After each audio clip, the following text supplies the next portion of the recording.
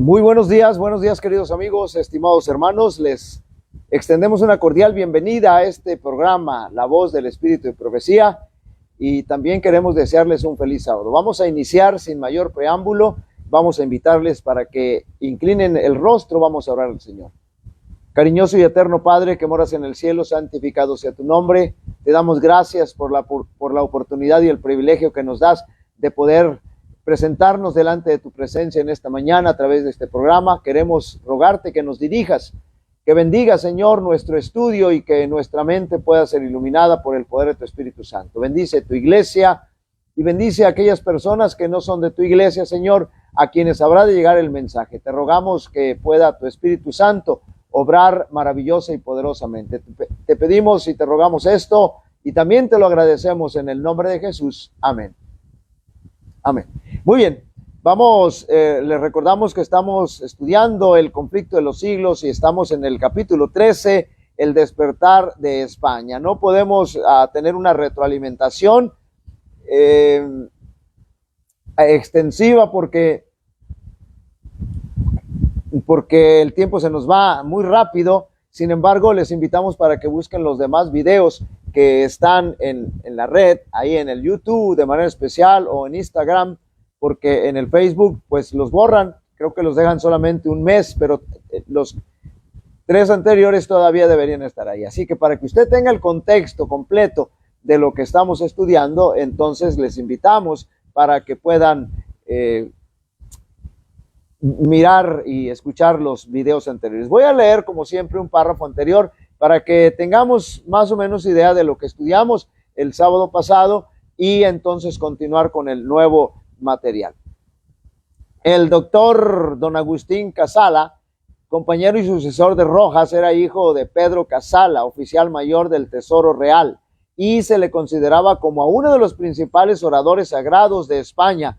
En 1545 fue nombrado capellán del emperador, a quien acompañó el año siguiente a Alemania y ante quien predicó ocasionalmente años después. Cuando Carlos V se hubo retirado del convento de Yuste de 1555 a 1559, tuvo Casala oportunidad para pasar larga temporada en Valladolid, de donde era natural su madre, en cuya casa solía reunirse secretamente para el culto de la iglesia protestante.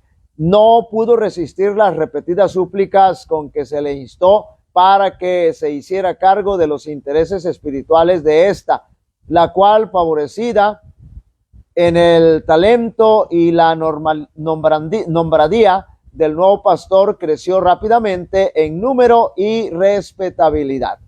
En Valladolid la doctrina reformada penetró hasta los monasterios, fue abrazada por gran número de las monjas de Santa Clara y de la orden cisterciense de San Belén, y contaba con personas convertidas entre la clase de mujeres devotas llamadas beatas, que se dedicaban a obras de caridad. Bueno, eso es lo que con lo que terminamos el sábado pasado. Vemos ahí cómo es que la reforma, el mensaje de la reforma protestante, el mensaje bíblico se fue extendiendo, se iba extendiendo rápidamente en varias partes importantes de España. Vamos a entrar con el nuevo material. Las doctrinas protestantes se esparcieron, note bien lo que acabamos de decir, se esparcieron por todas partes alrededor de Valladolid, habiendo convertidos en casi todas las ciudades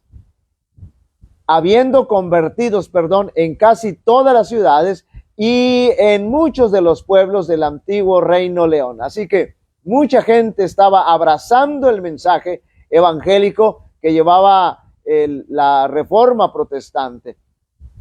En la ciudad de Toro fueron aceptadas las nuevas doctrinas por Antonio Resuelo, abogado de gran talento, y por miembros de la familia de los marqueses de la Mota y de Alcañices. En la ciudad de Zamora, don Cristóbal de Padilla era cabeza de los protestantes. De estos los había también en Casilla la Vieja y en Logroña, en la raya de Navarra. en Toledo y en las provincias de Granada, Murcia, Valencia y Aragón. Fueron agrupaciones en Zaragoza, Huesca, Barbastro y en otras muchas ciudades. Así que el evangelio se iba extendiendo. Nuestros hermanos de la Reforma protestante iban avanzando, y lo importante aquí que acabamos de escuchar y que acabo de leer es que mucha gente iba aceptando el evangelio. Al paso de la Reforma se propagaba, que la Reforma se propagaba por todas partes en España, al norte de España, con Valladolid por centro, una obra de igual importancia centralizada en Sevilla. Note bien, a la par estaban trabajando, llevábase a cabo, ahí está, ya regresó, esperemos que no se presenten más estas situaciones. Al paso que la Reforma se propagaba por todo el norte de España, voy a repetir, Valladolid, con Valladolid por centro, al norte, note bien, tanto a la par como en el norte y el sur, ahorita van a ver, una obra de igual importancia centralizada en Sevilla, llevábase a cabo en el sur, merced a una serie de circunstancias providenciales. Rodrigo de Valera, joven acaudalado, fue inducido a apartarse de los deleites y pasatiempos de los ricos ociosos y hacerse heraldo del evangelio de Cristo. Ahí está. Entonces, aquí estamos, consiguió un ejemplar de la Vulgata, aprovechaba todas las oportunidades para aprender el latín en que estaba escrita la Biblia. A fuerza de estudiar día y noche, pronto logró familiarizarse con las enseñanzas de las Sagradas Escrituras. El ideal sostenido por ellas era tan patente y diferente del clero que Valero se sintió obligado a hacerle ver a cuánto se había apartado del cristianismo primitivo todas las clases sociales, tanto en cuanto a la fe. Voy a cortar, no sé si, ahí estamos de vuelta. La corrupción de su propia orden, que había contribuido a inficcionar toda la comunidad cristiana, y el sagrado deber que le incumbía a la orden de aplicar inmediato y radical remedio antes que el mal se volviera. Al presentar el mensaje cristocéntrico, bíblico, se da cuenta de la diferencia de la enseñanza del sistema papal con relación a lo que la Biblia dice. Entonces él quedó sorprendido y dice: tenemos que llamarle la atención al sistema, a la iglesia, porque no pueden estar enseñando otra cosa que no sea la verdad bíblica, lo que presenta la Escritura. Y entonces aquí él comienza esta gran labor. El más distinguido entre los conversos de Rodrigo de Valera fue el doctor Egidio Juan Gil, canónigo mayor de la Corte Eclesiástica de Sevilla, de Castro 109. Entonces, quien no obstante su extraordinario saber, no logró por muchos años alcanzar popularidad como predicador. Valero, reconociendo la causa del fracaso del doctor Egidio, le aconsejó estudiar a día y noche los preceptos y doctrinas de la Biblia, y la frialdad impotente con que había solido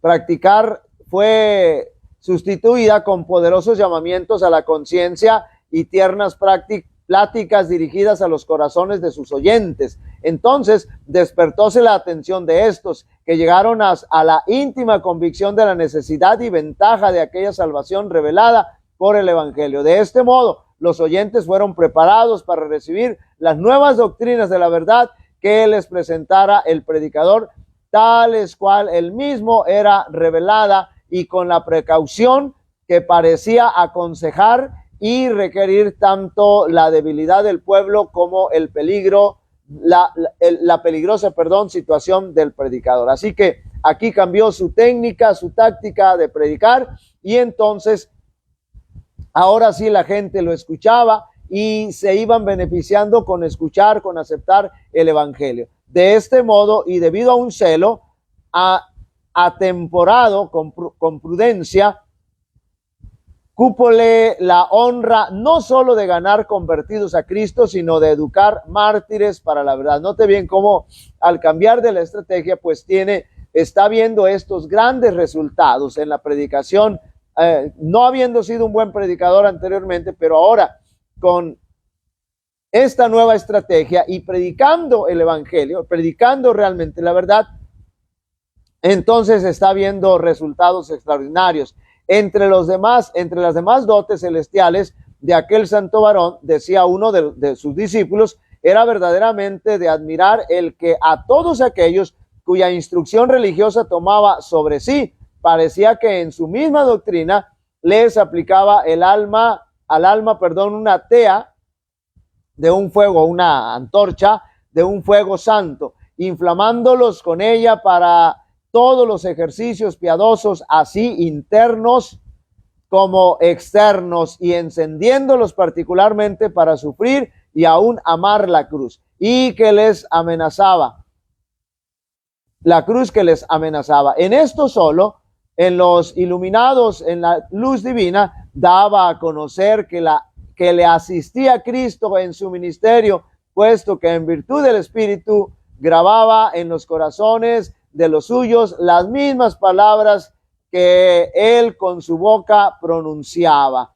El doctor Egidio contaba entre sus convertidos al doctor Vargas, como también al doctor Constantino Ponce de la Puente, hombre de talento poco común, que había predicado durante muchos años y en la Catedral de Sevilla, y a quien en 1539, con motivo de la muerte de la emperatriz, se había elegido para pronunciar la oración fúnebre, y en 1548 el doctor Constantino acompañó por mandato real al príncipe Felipe a los Países Bajos para hacer ver a los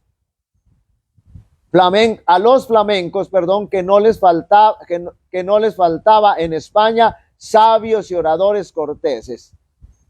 Y de regreso a Sevilla predicaba regularmente en la catedral cada 2 domingos, cuando él tenía que predicar, y predicaba por lo común a las 8. Era tanta la concurrencia del pueblo que a las 4, muchas veces aún a las 3 de la madrugada, apenas se encontraba en el templo sitio para oírle. Note bien,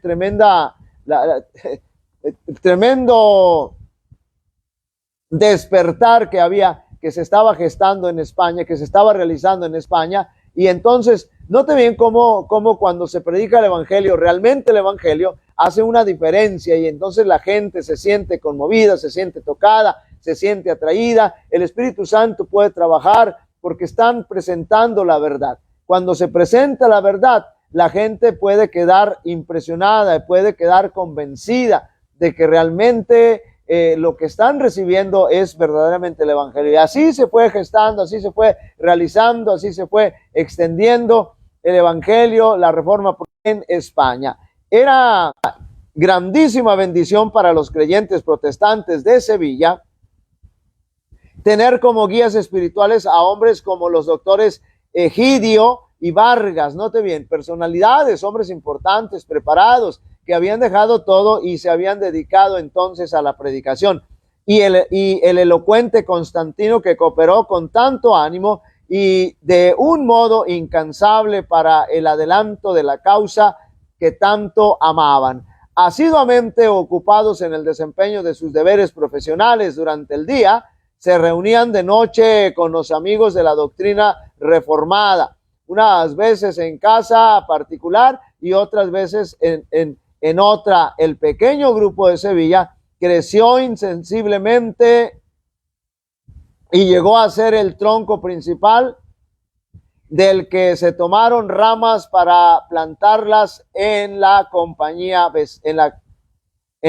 campiña vecina. Así que estos hombres se dedicaban, atendían sus responsabilidades, como todos tenemos responsabilidades, y entonces ya en la noche, en la tarde, ellos se dedicaban a la predicación del evangelio. Qué importante es lo que estas personas, el ejemplo sobre todo que nos dan. el ánimo que nos inyectan, porque cuando vemos su ministerio, cuando vemos que ellos se dejan dirigir por el Espíritu Santo, son usados por el Espíritu Santo, y entonces comienzan a ver maravillas. Durante su ministerio, Constantino, a la par que instruía al pueblo de Sevilla desde el púlpito, se ocupaba en propagar el conocimiento religioso por el país por medio de la prensa. También se escribía. Qué interesante, qué importante. No solamente es predicar de manera oral, de manera verbal, sino tan importante y tan trascendente poder predicar a través de la escritura, a través de la prensa, a través de la literatura,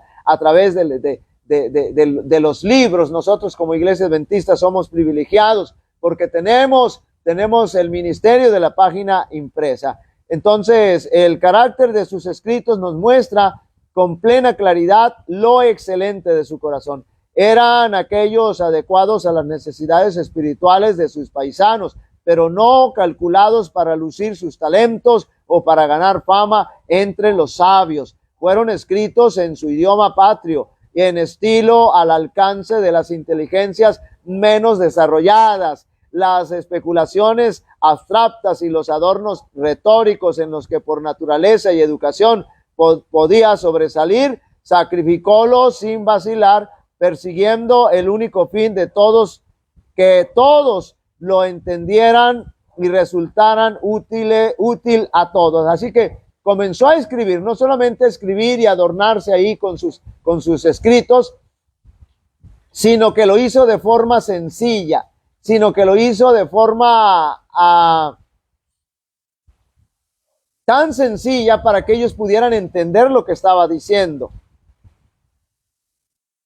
Es un hecho histórico singular y por demás significativo que cuando Carlos V, cansado de la lucha contra la propagación del protestantismo, lucha que había pasado casi toda su vida, había ubicado el trono y se había retirado había abdicado al trono y se había retirado a un convento en busca de descanso. Fue uno de los libros del doctor Constantino, su suma de doctrina cristiana, la que el rey escogió como una de las 30 obras favoritas que constituían aproximadamente toda la biblioteca. Así que ahí están los resultados tremendos, extraordinarios. Si se tiene en cuenta el carácter y la alta categoría de los caudillos del protestantismo en Sevilla, no resulta extraño que la luz del evangelio brillase allí con claridad bastante para iluminar no solo muchos hogares del bajo pueblo, sino también a los palacios de príncipes, nobles y prelados. La luz, es decir, a todas las esferas llegó el evangelio. La luz brilló con tanta claridad que, como sucedió en Valladolid, penetró hasta en algunos de los monasterios, que a su vez se convirtieron centros de luz y bendición. El capellán del monasterio dominicano de San Pablo propagaba con celo las doctrinas reformadas. Se contaban discípulos en el convento de Santa Isabel y en otras instituciones religiosas de Sevilla y sus alrededores. Así que la verdad del evangelio fue penetrando en todos los rincones, en todas las esferas de la sociedad, es decir, tanto pobres como ricos. Empero fue el convento jerominiato de San Isidro del Campo, uno de los más célebres monasterios de España, situado a unos 2 kilómetros de Sevilla, donde la luz de la verdad divina brilló con más fulgor. Uno de los monjes, García Arias, llamado uno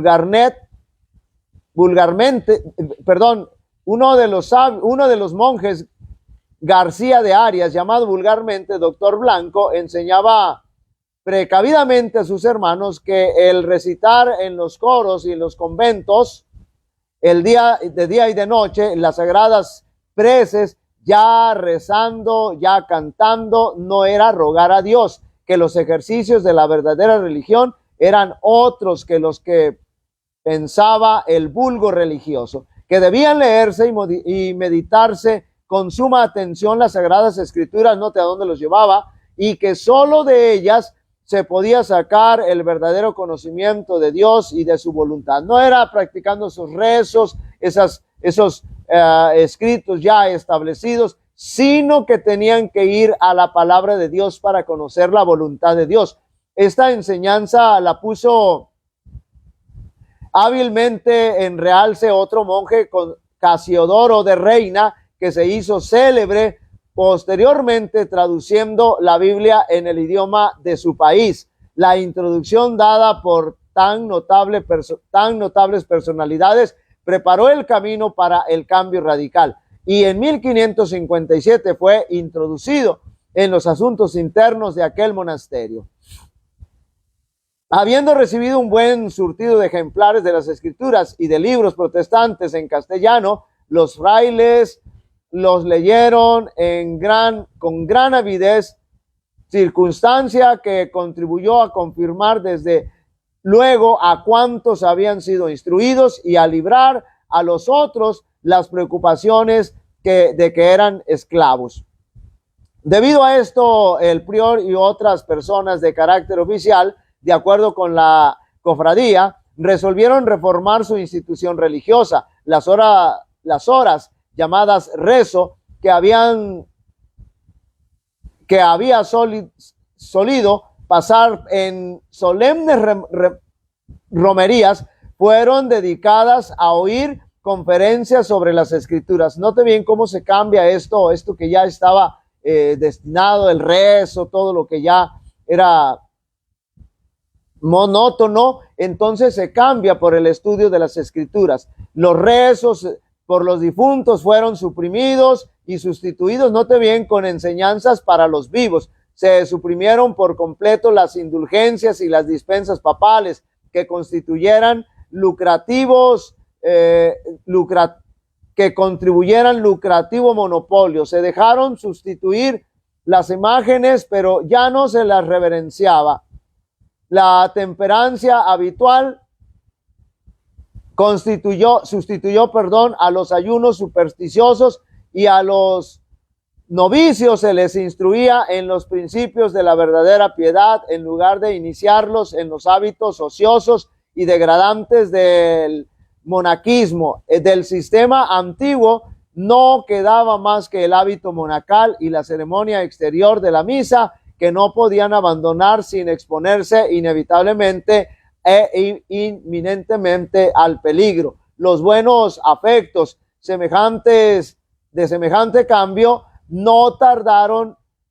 los buenos efectos de semejante cambio no tardaron en dejar sentir fuera del monasterio de San Isidro del Campo.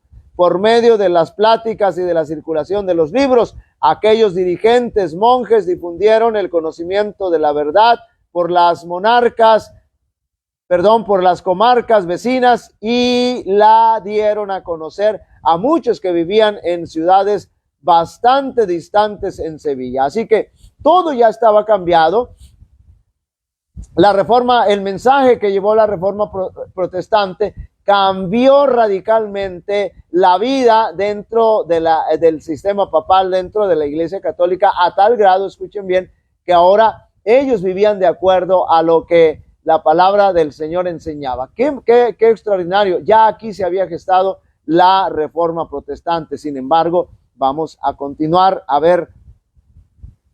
Por deseable que fuese la reforma introducida por los monjes de San Isidoro en su convento, no obstante, ella los puso en situación delicada, a la par que dolorosa. No podían deshacerse de todas las formas monásticas sin exponerse al furor de sus enemigos. No podían tampoco conservarlas ni incurrir en culpable inconsecuencia. Así que ya habiendo aceptado esto, habiéndolo vivido esto, ellos no podían del todo hacer completa la reforma, cambiar todo totalmente para que fuera exactamente a como el Señor lo expresaba en su palabra.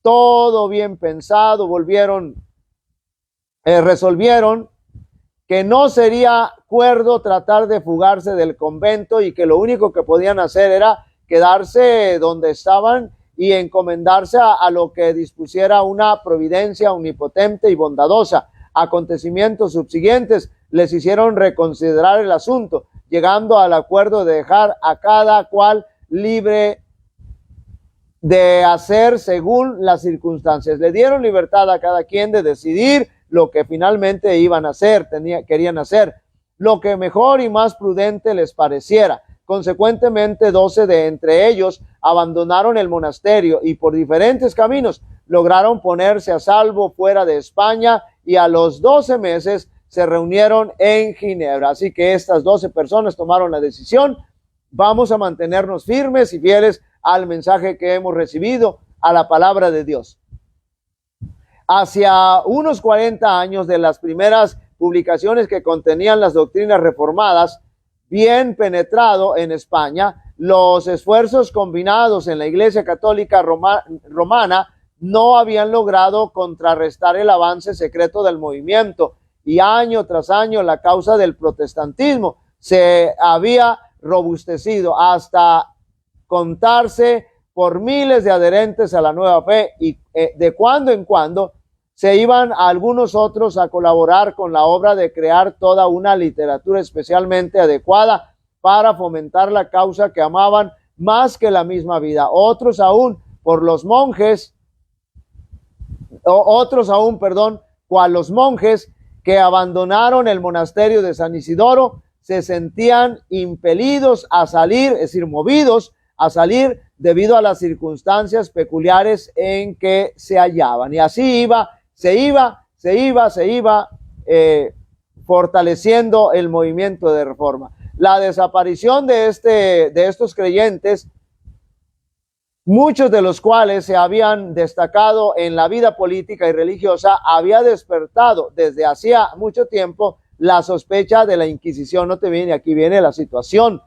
Y andando el tiempo, algunos de los ausentes fueron descubiertos en el extranjero, desde donde se afanaban por fomentar la causa protestante en España. Esto indujo a creer que había muchos protestantes en España. Sin embargo, los creyentes habían sido tan discretos que ninguno de los familiares de la Inquisición podía ni siquiera fijar el paradero de ellos. Así que ya la Inquisición estaba indagando, ya se estaba dando cuenta, pero le costaba trabajo, por la discreción que ellos mantenían, identificar quiénes eran.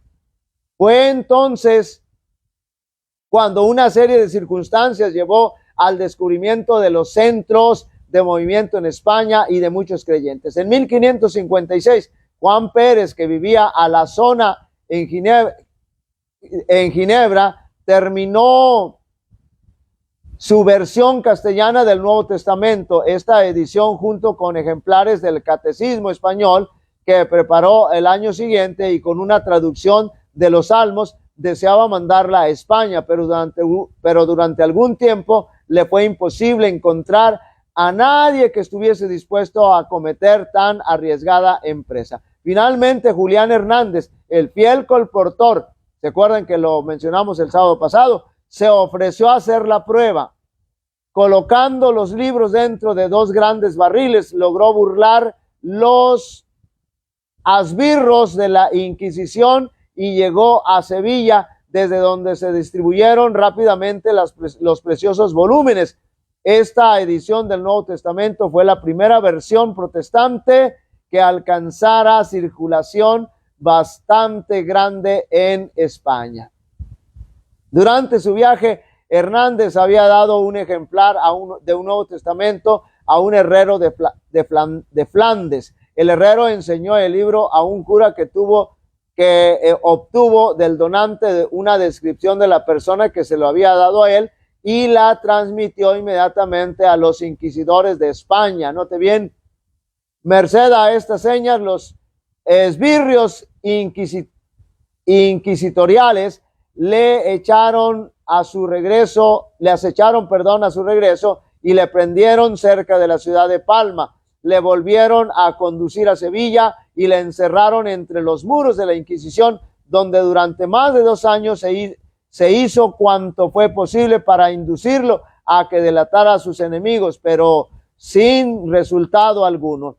fiel hasta el fin, sufrió valientemente el martirio de la hoguera, gozoso de haber sido honrado con el privilegio de introducir la luz de la verdad divina en su descarriado país, y seguro de que el día del juicio final, al comparecer ante su hacedor, oiría las palabras de aprobación divina que le permitirían vivir para siempre con su Señor. Bueno, decíamos que este personaje, este colportor, pues tenía una particularidad él era pequeño de estatura y por eso muy fácilmente lo pudieron identificar. Sin embargo, él ofreció valientemente su vida al Señor para llevar el evangelio, para llevar la luz del evangelio a España. Así que vamos a dejarle hasta aquí, pero es interesante, es importante ver cómo es que el mensaje, la reforma protestante se fue abriendo camino, se fue expandiendo en España. A nosotros actualmente nos preocupa cómo es que vamos a predicar el evangelio en todo el mundo. Bueno, esa es obra del Señor, la obra es de Dios y nosotros solamente somos simples instrumentos en sus manos, vasos de barro, y el Señor, el poderoso es el Señor. La obra se va a terminar con el poder de Dios, no con el poder de nosotros. Así que pongámonos en las manos del Señor para que podamos nosotros ser utilizados y finalmente toda la verdad pueda alumbrar al mundo entero, y cuando el evangelio se haya predicado, dice la palabra del Señor, entonces Jesús vendrá por segunda vez. Voy a invitarles para que inclinemos el rostro y vamos a orar al Señor. Cariñoso y eterno Padre que moras en el cielo, santificado sea tu nombre. Te agradecemos infinitamente, profundamente, Señor, el privilegio que nos das de poder conocer la verdad, pero también de compartirla, Señor.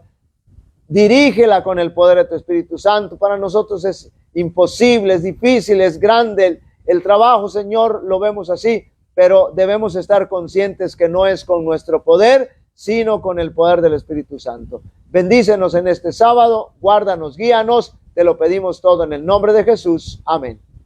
Amén. Muy bien, queridos amigos, estimados hermanos, si el Señor nos presta vida y salud y todo va bien, entonces aquí estaremos el próximo sábado, primeramente Dios. Que el Señor les bendiga.